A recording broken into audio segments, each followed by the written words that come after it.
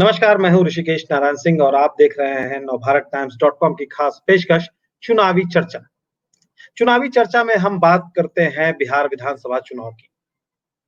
इस खास कार्यक्रम में हम आपको हर दिन एक जिले के बारे में जानकारी देते हैं। हम आपको ये बताते हैं कि उस जिले में कितनी सीटें हैं, उन सीटों पर क्या समीकरण है, 2015 में वहाँ क्या हुआ था और 2020 में वहाँ पर क्या हो सकता है। इस विशेष चर्चा पर बात करने के लिए जुड़ गए हैं नोएडा से मेरे वरिष्ठ सहयोगी अभिषेक कुमार। अभिषेक जी, स्वागत है आपका। आज हम बात करने जा रहे हैं आपसे शेखपुरा जिले की। शेखपुरा जिला बहुत पुराना जिला नहीं है, नया जिला है।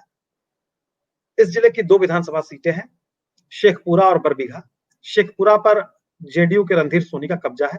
2010 तक ये कांग्रेस का एक अवैध किला माना जाता था, लेकिन बाद में इसको जेडीयू ने इस किले को ढा दिया और 2010 में इस पर कब्जा कर लिया। 15 में भी कब्जा जेडीयू का ही रहा। बात करें अगर बरबीघा की तो इस पर विधायक हैं सुदर्शन, कांग्रेस में थे, बड़ा दिलचस्प खेल हुआ, पाला बदला और जेडीयू में आ गए।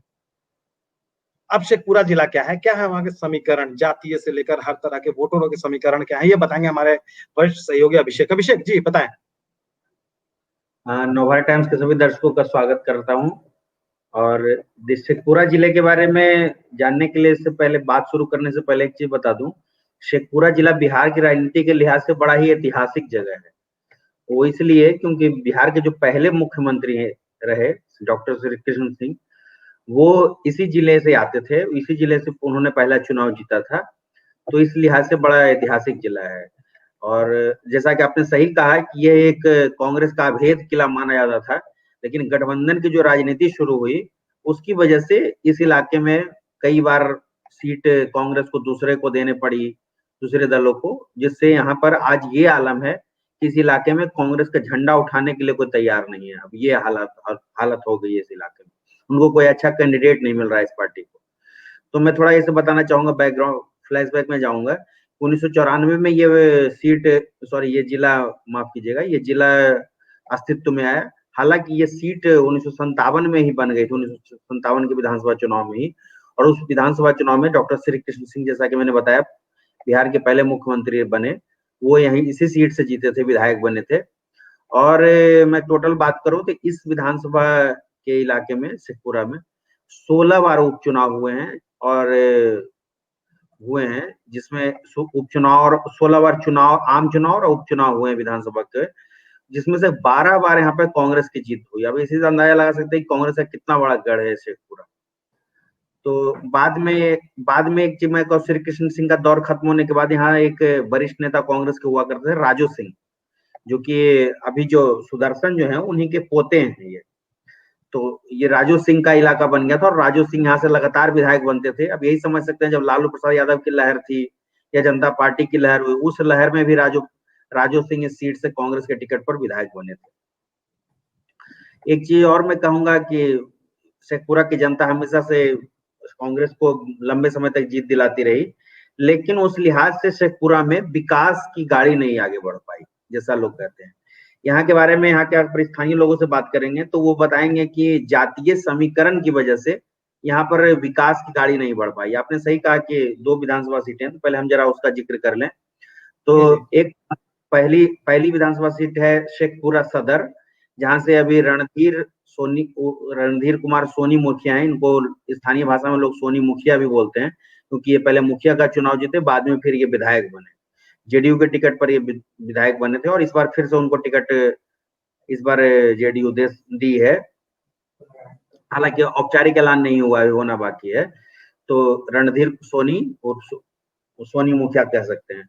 इन्होंने पिछले साल नरेश साव को हराया था, और जो कि हम हिंदुस्तान अवामी मोर्चा के कैंडिडेट थे, उनको करीब 22% वोट मिले थे, जबकि रणधीर सोनी को करीब 32.86% वोट मिले थे।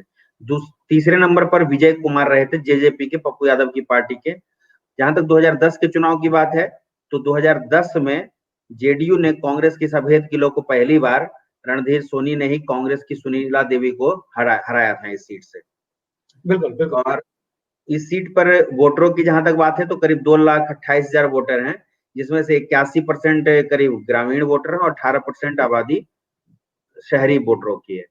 और जहां तक जातीय समीकरण की बात मैं करूं इस सीट पर, तो यहाँ पर की बात करूं तो मैं इस सीट पर तो करीब यहाँ पर कोयरी और धानुक की वोटरों की संख्या काफी है। 60,000 से अधिक कोयरी और धानुक वोटर हैं, जिसमें उसके अलावा 24,000 यादव वोटर हैं, 18 से 20,000 करीब मुस्लिम वोटर हैं, भूमियार 15,000 हैं, मांझी पासवान 10,000 के ऊपर वोटर हैं। इस बार की विधानसभा चुनाव की बात करूं तो यहाँ से आरजेडी ने विजय सम्राट को मैदान में उतारा है। हालांकि औपचारिक ऐलान बाकी, मैं बता दूं पहले, मतलब लेकिन लगभग सीटें फाइनल है ये कही जा रही है। और जेडीयू से रणधीर कुमार सोनी, जो कि मैंने बताया मुखिया का चुनाव जीतने के बाद वो विधायक बने थे, तो इन दोनों के बीच में यहाँ होगा मुकाबला और जोरदार मुकाबला होने की उम्मीद की जा रही है, क्योंकि रणधीर सोनी पर कुछ कई तरह के आरोप वगैरह भी लगे हैं इस इलाके के लोग में, चर्चा है इस तरीके के। तो इस तरीके से अब देखना होगा। हालांकि इस बार जेडीयू उनके साथ है, तो उसका देखते हैं क्या फायदा मिलती है जेडीयू। मैं बरबीघा की तरफ ले चलता हूँ अभिषेक, समय चूंकि कम है अभिषेक जी, तो हमें इसको जल्दी खत्म करना होगा। बरबीघा की तरफ ले चलता हूँ। बड़ा दिलचस्प समीकरण है। बरबीघा से कांग्रेस के टिकट पर जब महागठबंधन का निर्माण हुआ था 2015 में, तो कांग्रेस के टिकट पर सुदर्शन जीते थे। लेकिन जैसे ही नीतीश लालू से अलग हुए, तो कांग्रेस के टिकट पर जीतने वाले सुदर्शन का मन थोड़ा डगमगाने लगा। उसी समय से यह चर्चा चल रही थी, आपको बता दूं, गठबंधन टूटने के बाद से ही, कि कांग्रेस के जो 5 विधायक हैं, 5 विधायकों का नाम था उसमें अभिषेक, कि ये पाला कभी भी बदल सकते हैं। काफी लंबा ये चला खींचतान। सुदर्शन ने कई बार खुद खारिज भी किया इस बात को।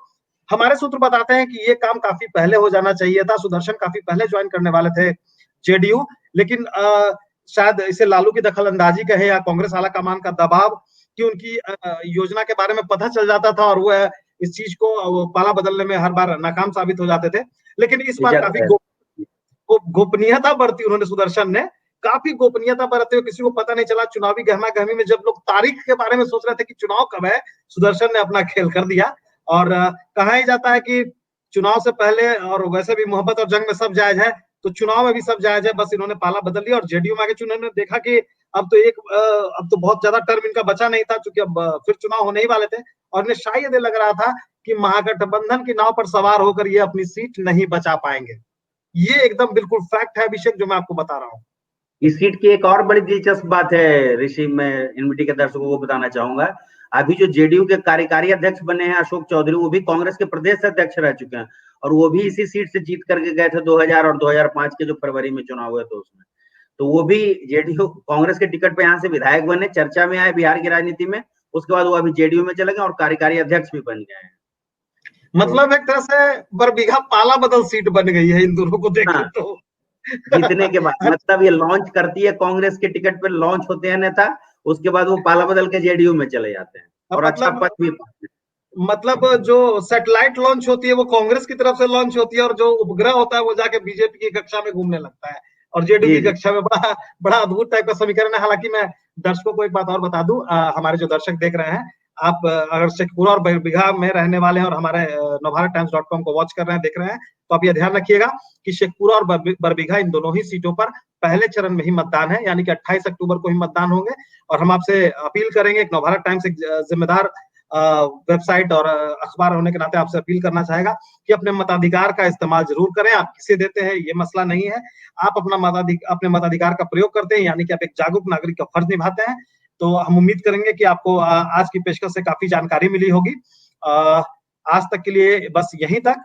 कल हम फिर मिलेंगे किसी नए जिले के साथ, किसी नए जिले के समीकरण के बारे में बात करेंगे। मैं और अभिषेक आपको बताएंगे कि उस जिले में क्या समीकरण बन रहे हैं। शेखपुरा की तरह कहीं वो पाला बदल सीटों वाला जिला तो नहीं है, बिल्कुल बताएंगे आपको। लेकिन हाँ, तब तक के लिए आपको करना होगा इंतजार। आज के लिए चुनावी चर्चा जो है यहीं तक। हमें और अभिषेक को दीजिए इजाजत। नमस्कार।